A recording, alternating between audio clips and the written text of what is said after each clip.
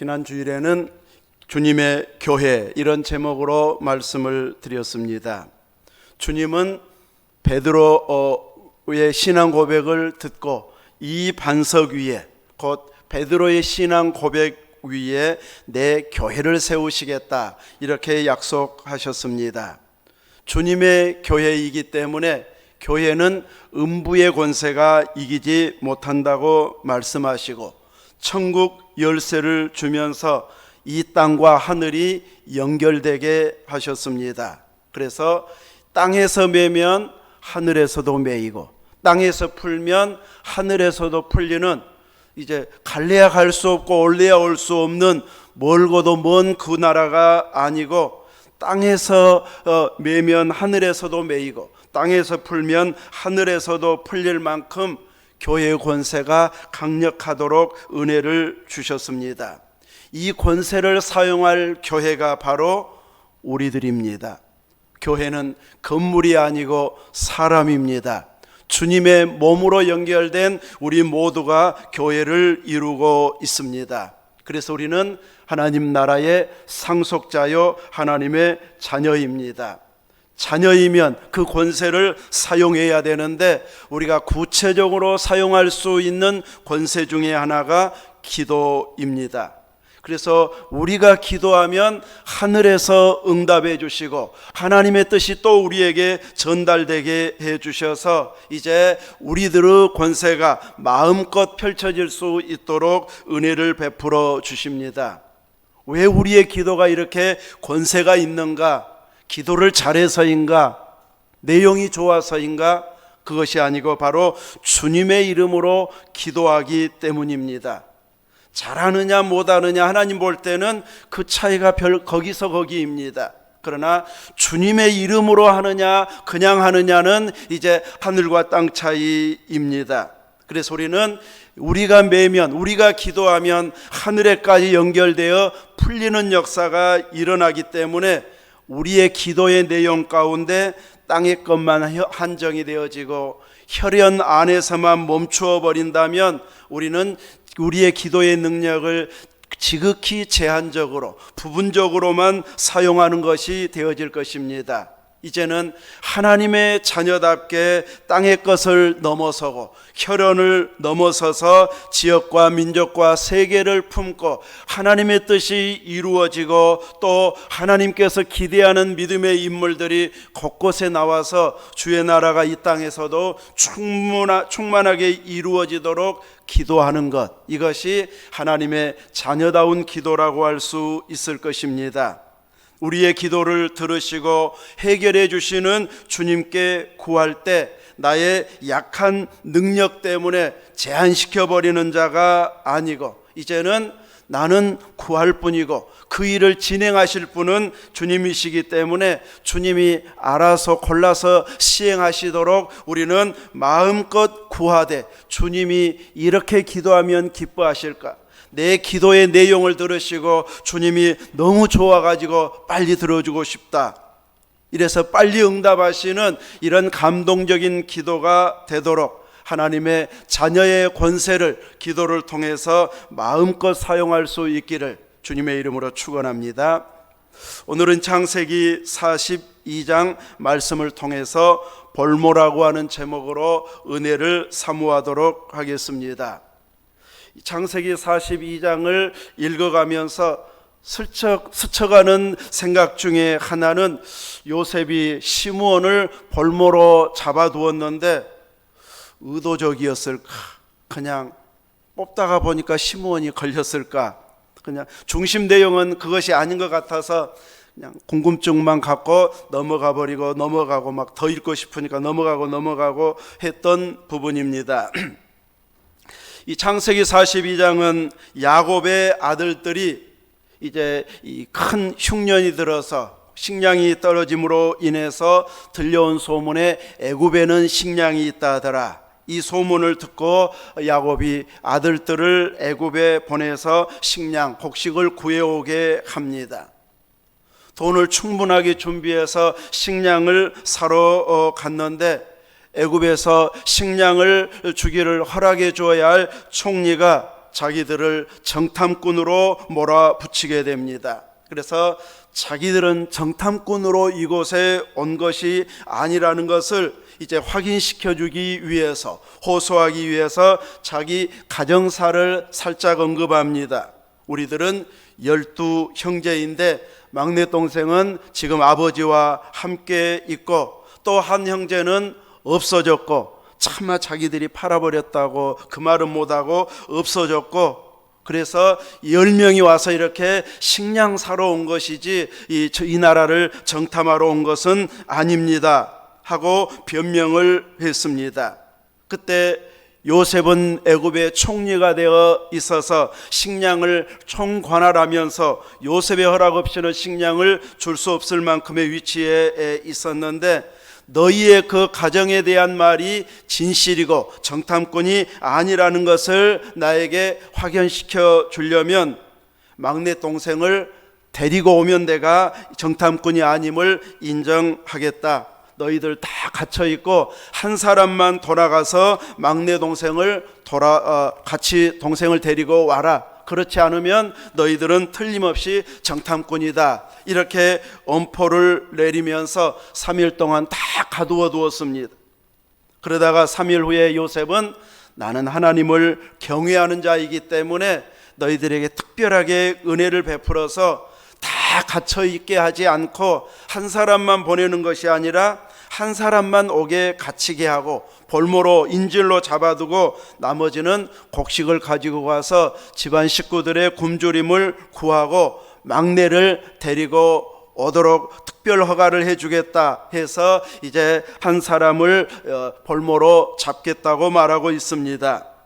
지금 요셉의 형들은 요셉과 이야기할 때는 통역을 세워가지고 이야기하고 있기 때문에 이제 통역할 일이 아니고 자기들끼리만 이야기를 합니다.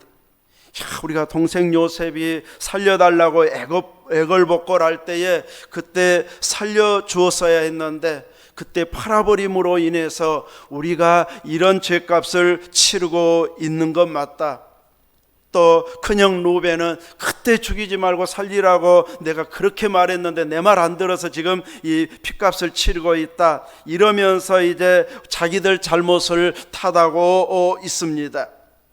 요셉은 통역 안 해도 다 알아들은데 못 들은 척하면서 통역을 세웠는데 그 말을 듣고 이제 얼른 방에 들어가서 울고, 그리고 돌아와서는 그들이 보는 데서 시므온을 끌어다가 결박해 가지고 잡아두고, 그리고 나머지 형제들에게는 식량을 주어서 집에 가서 식구들을 다 굶주림에서 구하고, 그리고 막내 동생을 데리고 오라는 명령을 내려서 보내게 되어집니다.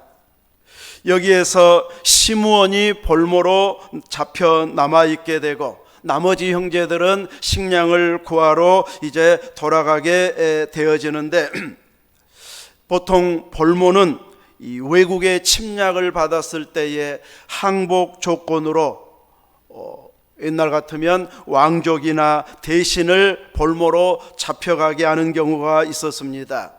우리나라도 병자호란 때에 인조 때에 청나라 태종이 이 조선의 항복을 받기 위해서 인조의 장남이었던 소현세자를 볼모로 잡혀간 이런 역사가 있었습니다. 그가 볼모로 갔다가 10년인가 11년 있다가 돌아와서 이제 일찍 죽어가지고 왕은 되지 못했지만 참 불행한 역사 가운데 한 역사가 우리나라에도 있었습니다. 시므온은 왕족 신분은 아니기 때문에 이 국가적인 볼모라고 할 수는 없을 것 같고, 이제 가족을 살리기 위한 가족의 볼모라고 할 수 있습니다. 그는 막내 동생을 데리고 올 수밖에 없도록 시므온을 담보로 해서 이렇게 잡혀 있게 하는 볼모가 되어집니다. 앞에서 살짝 언급한 것처럼 이 부분을 읽을 때마다 시므온이 그냥 뽑혀진 것일까, 아니면 요셉이 의도해서 뽑았을까, 이런 생각을 스쳐 지나가다가 지난주에는 이거 한번 정리해 볼까 하다가 정리하면서 이제 몇 가지 질문을 해보면서 오늘 설교를 준비하게 되어졌습니다. 시므온이 벌모가 된 이유가 무엇일까? 우리가 성경을 읽다가 질문지를 만들어서 질문을 하다가 보면은 막 그걸 답을 찾다가 성경 이해력이 조금씩 올라가게 되어집니다. 성경 공부 프로그램 중에 하나인 커피 브레이크도 이런 질문지를 많이 만들어 가지고 그 말씀 본문 안에서 답을 찾으면서 본문을 이해하는 좋은 성경 공부 방법 중에 하나가 커피 브레이크도 있는데, 우리들도 이렇게 자꾸 성경을 읽으면서 질문을 하고 당장 답은 안 나와도 질문을 하다가 보면 언젠가는 그 답이 나에게 딱 들려질 때가 있습니다. 설교를 통해서든지 서적을 통해서든지 그냥 이야기하다가 그거다 하고 깨달아지게 할 때가 있기 때문에 늘 질문을 만들어서 물어보는 것, 이것도 좋은 성경 읽는 방법 중에 하나라고 할 수 있습니다. 시므온이 왜 벌모가 됐을까? 그냥 뽑혔다. 이것도 질문이 하나 될 수 있습니다. 그냥 10명 중에 하나 뽑다 보니까 누군가가 되는데 그 누군가가 시므온이 되었을 수 있습니다. 두 번째는 요셉이 아버지 심부름으로 형들의 안부를 물으러 갔을 때에 형들이 꿈꾸는 자가 오는도다, 그냥 전체가 한 것처럼 표현되어지고 있는데 아마 누군가 한 사람이 먼저 틀림없이 선동은 했을 것입니다. 그러면서 그 꿈이 어떻게 되는지 우리 한번 보자 하면서 요셉을 죽이자고 한 이런 일이 생겨나게 되어집니다. 어쩌면 그때 가장 앞장서서 요셉을 죽이자고 했던 형제들 가운데 목소리 큰 사람이 시므온이었을까? 질문 하나 또 하고, 세 번째로는 요셉이 시므온의 성격을 좀 아는데 이 형제들과 같이 가면 갈 때 또 그 성격대로 형제들과 분쟁과 다툼이 일어나거나 아니면 집에 돌아가서 형제들과의 관계를 불편하게 할 만한 이런 성깔이 좀 있는 사람이어서 좀 혼자 있는 시간을 만들어주기 위해서 본인 자신을 성찰하도록 시간을 주기 위해서 의도적으로 뽑았을까? 아니면 원래 벌모하면은 대표성이 있는 사람이 뽑혀야 됩니다. 그래서 장남 르우벤을 뽑아야 맞는데 가정을 생각해서 르우벤은 보내고 장남 다음으로 차남인 시므온을 이제 장남 대신해서 벌모로 잡아둔 것일까?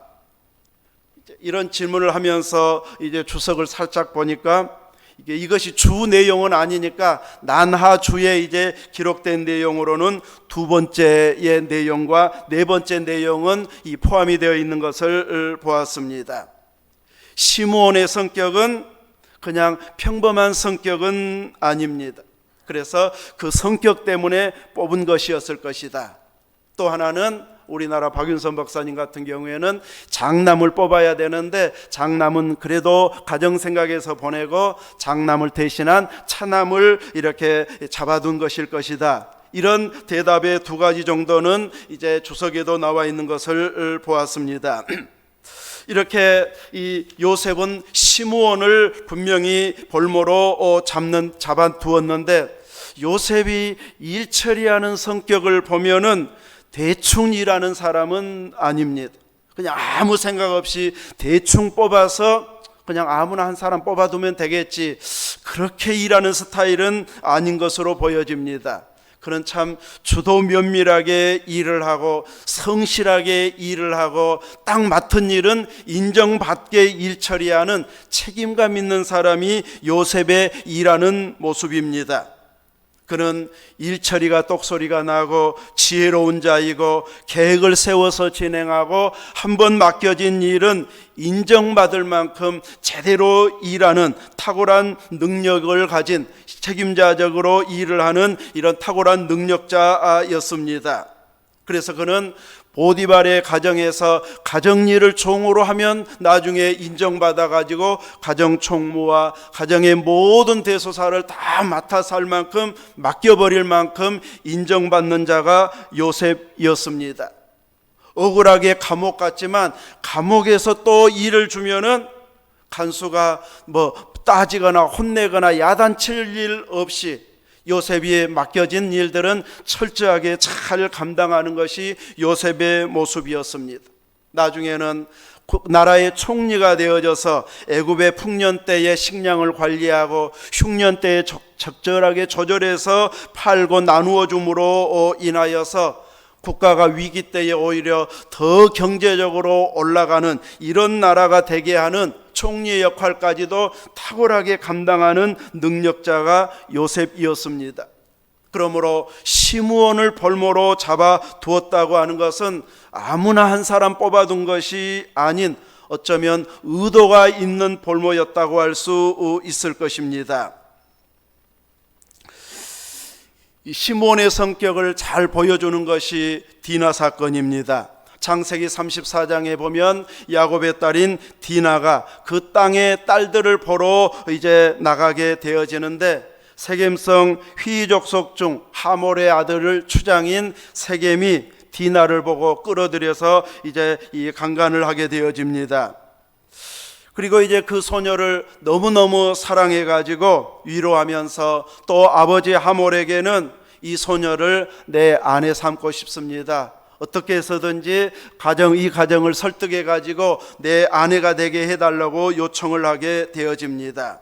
그래서 이 세겜의 아버지 하몰은 야곱에게 또 야곱의 아들들에게 이야기하면서 우리가 서로 혼인관계를 맺자고 말합니다.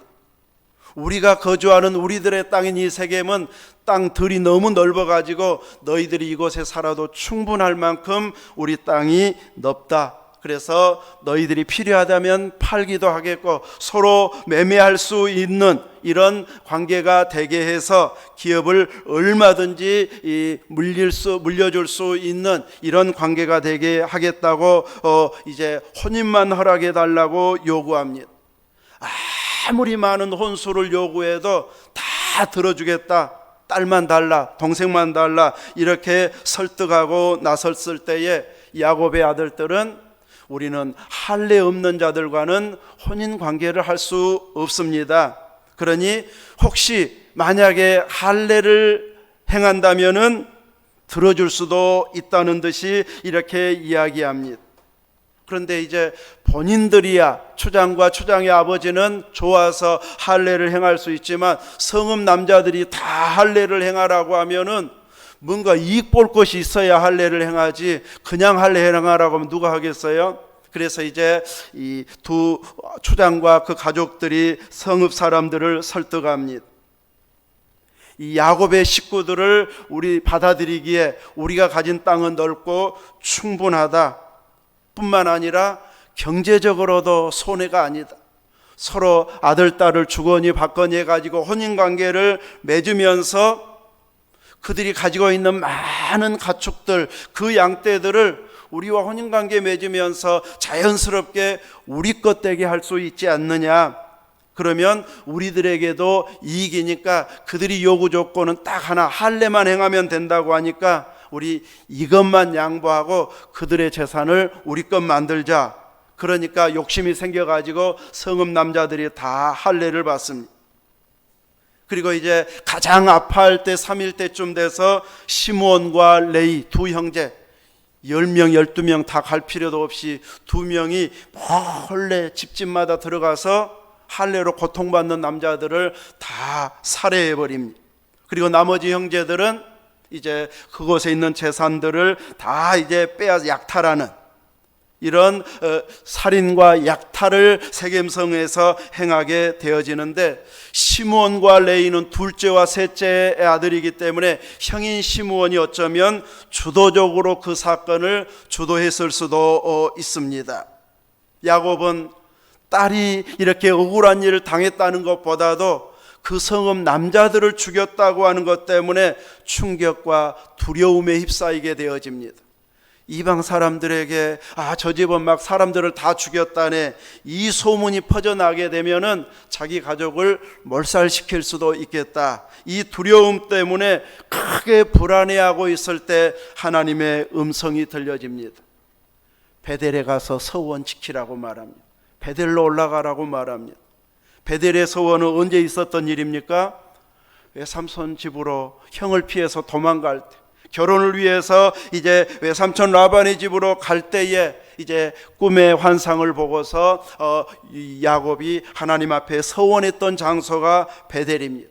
하나님께서 무사히 자기를 보호해 주시고 먹을 것 입을 것 주시면서 아버지 집으로 돌아오게 해 주신다면 자기가 돌베개 했던 이 돌이 기둥이 되어져서 하나님의 성전이 될 것입니다 하고 서원을 했었는데, 그 많은 가축대를 가지고 돌아와서 세겜성까지는 갔는데 더 이상 베델로 올라가지는 않습니다. 하나님은 그 옛날의 약속, 20년도 넘은 그 전의 약속을 다 기억하고 있다가 그 서원을 지키라 이렇게 말씀하고 있습니다. 그래서 서원도 지키고 그리고 위기도 피할 수 있는 길을 열어서 합력해서 선을 이루게 하시는, 일하시는 하나님의 일하시는 방식을 그대로 보여주는 이런 은혜를 보여주고 있습니다.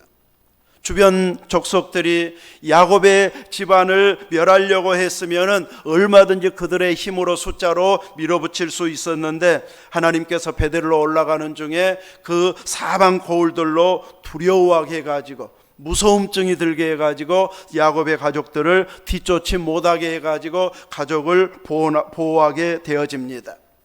그 야곱이 애굽에 가서 이제 요셉과 함께 이주해 가서 이제 마지막은 거기에서 죽게 되어지는데, 49장에 보면은 12아들을 축복할 때에 시므온과 레위는 묶어서 한꺼번에 이제 이야기를 하는데, 축복입니까? 저주에 가깝습니까? 저주에 가까워요. 막 유다나 요셉을 보면 엄청난 축복인데, 시므온과 레위에 대해서는 축복할 때에 너희 칼은 폭력의 도구다 이렇게 시작하면서 저주를 선언합니다. 너희들은 야곱 중에서 나누어질 것이다, 이스라엘 중에서 흩어질 것이다 이렇게 언급하면서 그들을 표현할 때 나온 단어가 혈기가 많은 자들, 분기가 맹렬한 자들 이렇게 표현을 하고 있습니다. 언제 일 때문입니까? 세겜성 사건 때문에. 혈기가 많은 자들이고 분노가 맹렬한 자들이다. 오늘날의 식으로 표현하면 이 분노 조절이 안 되는 사람, 그래서 폭력적이고 주변 사람들에게 많은 피해를 주는 이런 성격의 소유자라고 말하면서 너희들을 이스라엘 중에 흩을 것이라고 말합니다. 분노 조절이 안 돼서 그 순간에 욱하는 성격대로 행동해버린 그들로 인하여서 그 충격이 얼마나 컸는지, 이제 몇십 년 지났으니까 그냥 잊어버리고 그냥 축복하자 이럴 만도 한데, 그날을 굳이 다시 되새기고 끄집어내가지고 축복이 아닌 저주를 선언하고 있습니다. 레위 지파는 나중에 금송아지 사건 때에 하나님 앞에 헌신해서 성막에서, 회막에서, 성전에서 하나님 가까이에서 섬길 수 있는 특별한 은혜를 입게 되어집니다. 그 일로 인해서 이제 하나님 앞에 헌신해서 이때 야곱의 저주가 풀어지도록 은혜를 베풀어 주십니다. 그러나 흩어져 살 것이라고 하는 것은 그대로 이루어지게 되어지죠. 레위 지파에게는 따로 땅을 주지 아니하고 각 지파가 차지한 땅 중에 일부를 떼어서 레위인들이 살게 합니다. 그래서 도피성 6개, 또 레위 각 지파에서 준 성읍 42개에서 48개 성읍에서 흩어져 살게 됩니다. 다른 지파들은 딱 함께 묶어져서 각 지파별로 사는데, 레위 지파는 이렇게 12지파의 사방에 흩어져서 살게 되어져서 야곱의 선언이 그대로 이루어지게 됩니다. 시므온은 자기 땅도 찾지를 못했습니다.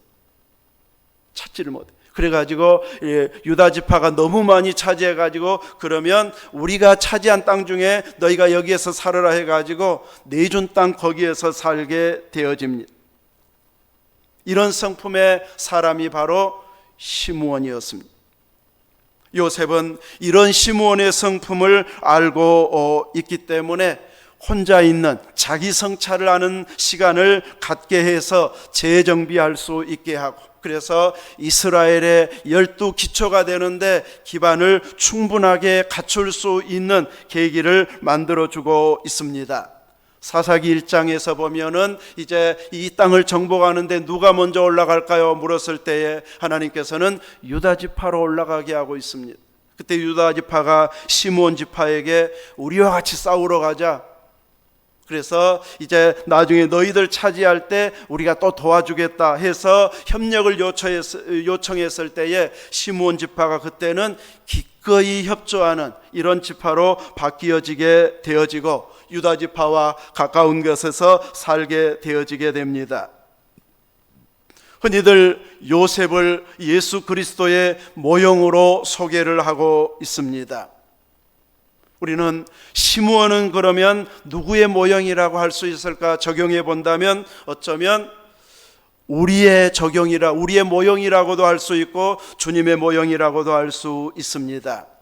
우리가 살아가고 있는 이 시대는 분노 조절이 잘 안 되는 시대를 우리가 살아가고 있습니다. 저는 영화를 막 그렇게 많이는 보지 못하고 그냥 유튜브에서 살짝 한 10분이나 10몇 분씩 이렇게 딱 따로 떨어져 있는 이런 유튜브를 살짝 보면은 욕이 아니면 영화가 안 될 만큼 참 폭력적이고 욕이 난무하는 것이 참 이 시대에 이렇게 사람들이 욕을 많이 한가? 영화만 특별히 그런가? 이렇게 생각할 만큼 참 이 욕과 폭력이 많이 나오고 있는 이 시대의 문화를 영화를 통해서 그대로 보여주고 있습니다. 곳곳에서 폭력 사태가 이루어지고 있습니다. 많이 배우고 명문대 나오고 출세하면 우리와는 차원이 다른 이런 모습으로 살아갈 것 같은데 그들의 뉴스가 전해 내려오는 뒷모습을 보면은 일반 서민만 못하다 이런 생각을 하게 만드는 일들이 곳곳에서 벌어지고 있습니다.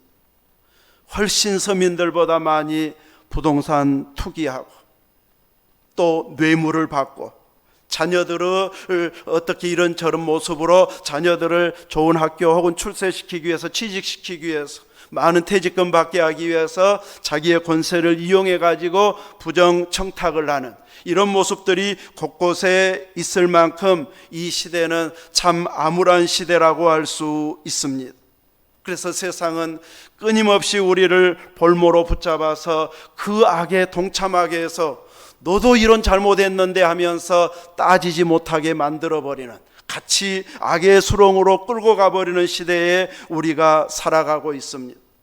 적당하게 세상 사람들이 부러워하는 방식으로 나도 저 정도 누리고 살고 싶다 하면은 같이 협력해야 돼. 같이 휩쓸려 가야 될 이런 모습이 돼야 될 것처럼 생각하게 만드는 것이 시대의 모습이라고 할 수 있습니다. 그런데 우리는 하나님의 자녀로 예수님을 범사마다 예수님에게만큼 자라가야 할 자들로 부름받은 구별된 자로 우리는 살아가고 있습니다. 그래서 우리는 이 악한 세상을 살아가면서도 세상과 똑같게 살지 아니하고 우리의 초점을 하늘을 향해 두고 나아가야 할 구별된 자들로 우리는 부름받게 되어졌습니다. 이런 세상 속에서 나 혼자만의 시간이 주어졌을 때에 우리들은 나도 모르게 그냥 대충 협력해 가지고 편하게 살자 이런 유혹이 생겨날 될 만큼의 사회가 끌고 가고 있는데 우리들은 이런 때에 어떤 결정을 내리고 행동해야 할까? 세상이 가자고 하는 대로 가게 되어지면 뭔가 더 행복할 것 같은데 나중에 보면은 꼭 행복한 것만은 아닙니다. 세상이 가는 방식으로 가다 보면 끊임없이 우리로 하여금 낙심하게 만듭니다. 절망하게 만들고 우울하게 만듭니다. 조금만 더 여유 있으면 행복할 줄 알았는데 배고프고 고생할 때는 먹을 걱정만 안 하면 얼마나 좋을까 그 한 가지 목표로 살았는데 이제 조금 여유 있는 생활을 하다 보니까 우리가 배고픈 때보다 더 행복한가? 따져보면은 그렇게 행복하다고 말할 수가 없습니다. 행복 지수는 여유 있는 것하고 또 다른 지수가 되어집니다. 부자 나라라고 선진국이라고 해서 행복하고 가난한 나라는 다 불행할 것으로 생각하는데 물어보고 따져보면은 꼭 그렇지만은 않습니다. 방글라데시가 우리나라보다 훨씬 더 행복지수가 높습니다. 기대할 것이 적고 이 정도면 충분합니다 하면서 주어진 환경 속에서 행복하면 그 사람들이 훨씬 더 행복합니다. 연봉이 얼마나 높으냐로 행복한 것이 아니고, 얼마나 좋은 차를 타고 다니고 좋은 집에 사느냐가 행복의 중심이 아니고, 내가 누리고 내가 가지고 있는 것, 이 정도면 충분하다. 저희 큰 처남이 태안 쪽으로인가 이사를 해가지고 서울에서 내려와가지고 이제 지난 설에는 이 처갓집 형제들이 다 거기에서 모였습니다. 형제들이고 장인 장모님도 다 이제 집을 보고 막 땅도 있고, 그러니까 땅이 700 몇 평인가 600 몇 평인가 되고, 그러니까 아이고 잘했다 잘했다 잘됐다 잘됐다 다 칭찬합니다. 원래부터 시골에 있었던 우리들에게는 어느 누구도 참 잘 산다고 칭찬 안 해줘요.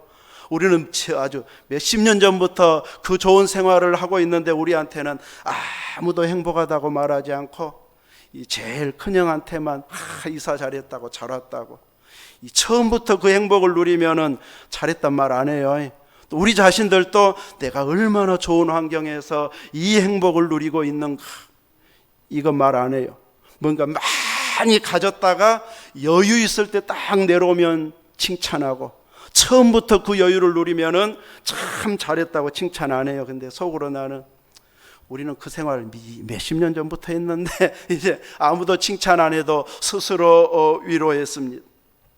여러분은 행복하십니까? 이 세상 바라보고 참 그 사람들이 가는 것만 부러워하게 되어지면 우리는 초라해 보일 수밖에 없습니다. 그런데 하나님 주신 것을 마음껏 누리면서 마음껏 은혜 생활하는 사람이 행복하다면 우리는 결코 행복에 뒤진 자들이 아닙니다. 스스로 우리가 불행하다고 막 자신을 탓하고 학대하는 자가 아니라면 이미 우리들은 누리고 있는 것이 참 많습니다. 근데 누렸던 것들을 놓치고 나서야 그때가 좋았는데 너무 늦게 깨닫는 것이 문제입니다. 마음껏 고기 먹고 싶은 거, 즐긴 거 다 먹고 싶을 때 먹었을 때는 그것을 행복하다고 여기지는 않았습니다. 조금 더 많이, 조금 고급스럽게 먹을 수 있는 그때가 되면 좋겠다 하고 다음으로 미루어 두었습니다. 이제는 조금 할 만한데 이도 안 좋고 소화력도 안 좋고, 그래서 옛날 생각했던 것을 할 수 있는데 몸이 이제 따라주지 않아서 또 행복하지 않은, 어쩌면 그냥 있는 모습 그대로만 되어서도 참 젊었을 때 그때 좋았는데, 그건 힘들고 지쳐가지고 이 고생 좀 안 했으면 했는데 고생한 그때가 좋았는데, 이제 느낄 때는 많이 건강이 약해져 있을 때잖아요. 너무 늦게 깨달아서 우리는 많은 부분의 행복을 놓쳐버리고 살아간 우리들이 아닌지 모르겠습니다. 그런데 우리가 바라보아야 할 예수님을 바라보고 우리의 시민권이 있는 천국을 보면서 살아가게 되어지면 우리들의 삶이 참 행복하다는 것을 알게 되어집니다. 국가적으로 개인적으로 삶의 질이 높아진 여유 있는 생활을 하고 있는데 이렇게 많은 사람들이 질병으로 고통받고 있습니다. 우울증으로 고생하고 있습니다. 늘 불안함을 가지고 살아가는 이 시대가 되어버리고 말았습니다. 그러므로 오늘 우리가 이제 바라보아야 할 시대는 조금 더 나은 경제력, 조금 더 좋은 건강, 자녀들이 조금만 더 잘 됐으면, 이거 바라보다가 보면은 죽을 때까지 이 정도면 됐지, 그 시절은 안 오게 됩니다. 지금 있는 그 상황에서 내가 먹을 것이 있고 입을 것이 있으니 이 정도면 충분하지 하면서 지금의 삶을 감사하면서 살면 우리는 남은 삶 내내 행복하게 살아갈 수 있습니다. 그러려면 세상 사람들이 가는 곳을 바라보는 자가 아닌 우리의 머리 대신 예수님을 바라보고 살아야 됩니다. 그래서 표어가 주일날 한 번쯤 바라보는 표어가 아니고 매일매일 나의 고백이 되게 해야 할 것입니다. 주님 부활 승천하셔서 하나님과 동등된 보좌 우편에 계신 그 주님이 바로 오늘 나의 주님, 나의 하나님이십니다 하고 오늘 고백하면서 살면 우리는 참 행복한 자입니다. 우리 청년들, 이것은 영어로도 어렵지가 않습니다. 제일 쉬운 영어 중에 하나입니다. 예수님을 오늘 나의 주님, 나의 하나님. My Lord, My God. My Lord and My God. 참 좋은 단어만 다 섞여 있는데 진짜 중요한 내용이 그 속에 다 포함되어 있습니다. 주님이 나의 주님, 나의 하나님이십니다. 그러면 하나님은 우리들을 모른 척 외면하는, 나 너 이름도 기억 안 난다, 얼굴 봐도 뭐 누군지 모르겠다, 이렇게 외면할 관계가 아니고 자녀이고 또 핏값을 주고 산 자이기 때문에 우리의 표정 보고 기도 듣고 마음에 품고 있는 생각을 보면서 나한테 맡겨, 나한테 구해, 내가 해결해 줄게, 끊임없이 이렇게 도움 주겠다고 말씀하시는 그분을 모시고 살아가는 우리들이 되어져야 이 시대를 행복하게 살아갈 수 있습니다.